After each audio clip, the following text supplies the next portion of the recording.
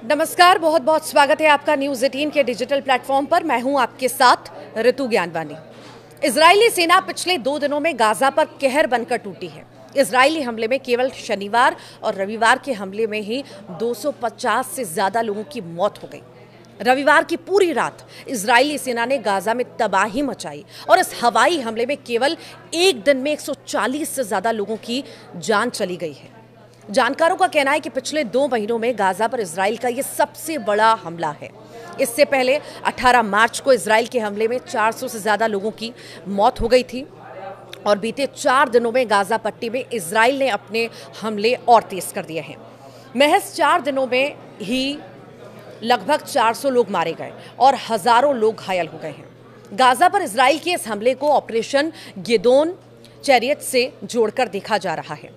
Israel ने Gaza पर control के लिए 5 मई को गिदोन चैरियट्स मिलिट्री ऑपरेशन की शुरुआत की थी और इजराइल का कहना है कि वो तब तक अपना ऑपरेशन जारी रखेगा जब तक हमास खत्म नहीं हो जाता। यानी ये मानकर चलिए कि अब इजराइल आर पार के मूड में है।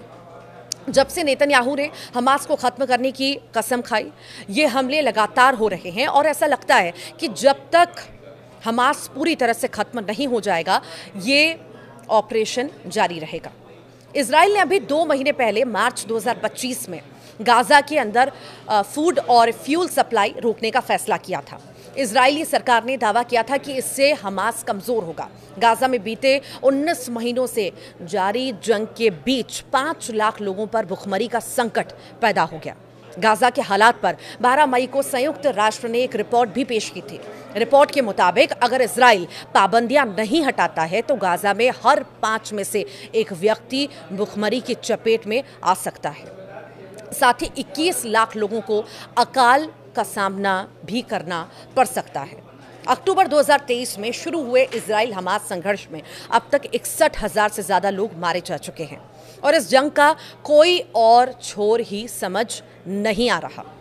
यूएन के वर्ल्ड फूड प्रोग्राम ने कहा है कि उनके पास खाने का स्टॉक खत्म हो चुका है। ज़्यादातर बेकरियां और दान से चलने वाले किचन बंद हो चुके हैं और इस इलाके की आबादी को खिलाने के लिए ज़रूरी भोजन इजराइल, मिस्र और जॉर्डन के गोदामों में पड़े हैं। ये गोदाम गाज़ा से महज 40 किलोमीटर दूर हैं। गाज़ा में WFP के गोदाम खाली हैं और एजेंसी अब 10 लाख लोगों को भोजन मुहैया कराने के बजाय सिर्फ 2 लाख लोगों को ही भोजन दे पा रही है, बना पा रही है। यूएन और यूरोपीय देशों ने इजराइल से गाज़ा पट्टी में भुखमरी और अकाल की स्थितियों से निपटने के लिए गाज़ा को खाना पहुंचाने पर लगी रोक को जल्द खत्म करने की मांग भी की है, लेकिन इजराइल के रुख में कोई बदलाव नहीं दिखा। अगर इजराइल ने सैन्य कार्रवाई बढ़ाई तो ज़्यादातर लोगों को खाना पीना, घर और दवाई नहीं मिलेंगी। इधर इराक की राजधानी बगदाद में शनिवार को अरब लीग शिखर सम्मेलन की शुरुआत हुई और इस सम्मेलन में शामिल हुए स्पेन के प्रधानमंत्री पेड्रो सांचेज ने गाज़ा में नरसंहार को रोकने के लिए दबाव बढ़ाने की अपील भी की। तो वहीं यूएन प्रमुख एंटोनियो गुटेरेस ने कहा है कि हमें अब एक स्थायी युद्ध विराम की ज़रूरत है। हम गाज़ा की आबादी के बार बार जबरन विस्थापन को अस्वीकार करते हैं। यानी इजराइल पर अब गाज़ा के खिलाफ हो रहे हमले और युद्ध को रोकने की अपील की जा रही है, लेकिन अभी तक इजराइल के रुख में कोई परिवर्तन नहीं दिखाई दे रहा। और पिछले 2 दिनों में जिस तरह से इजराइल ने गाज़ा के ऊपर कहर बरपाया, उसे देख ऐसा लगता है कि अभी युद्ध विराम जैसी कोई संभावना नजर नहीं आती। जबकि मिस्र के राष्ट्रपति अब्देल फतह अल सीसी ने अमेरिकी राष्ट्रपति डोनाल्ड ट्रंप से गाज़ा में युद्ध विराम के लिए सभी जरूरी कदम उठाने की अपील की। इराक के प्रधानमंत्री मोहम्मद शिया अल सुदानी ने शिखर सम्मेलन में कहा कि उनका देश गाज़ा के रीडेवलपमेंट के लिए अरब फंड बनाने का समर्थन करता है और इसके लिए $20 मिलियन की मदद देने को भी तैयार है।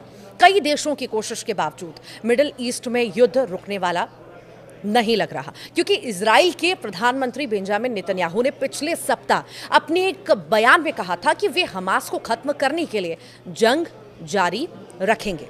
दूसरी तरफ अमेरिकी राष्ट्रपति डोनाल्ड ट्रंप ने गाज़ा में खाना पहुंचाने के लिए एक नई योजना का सुझाव दिया, जिसके तहत निजी संगठन कुछ चुनिंदा जगहों पर खाना बांटेंगे। लेकिन यूएन ने इस योजना को खारिज कर दिया क्योंकि इससे लोगों को खाना पीने के लिए लंबी दूरी तय करनी पड़ेगी। तनाव के बीच हमास की आलोचना करते हुए ट्रंप ने कहा है कि गाजा में फिलिस्तीनी जीवन में सुधार तब तक नहीं हो सकता जब तक उनके नेता राजनीतिक उद्देश्यों के लिए निर्दोष लोगों को निशाना बनाना जारी रखेंगे।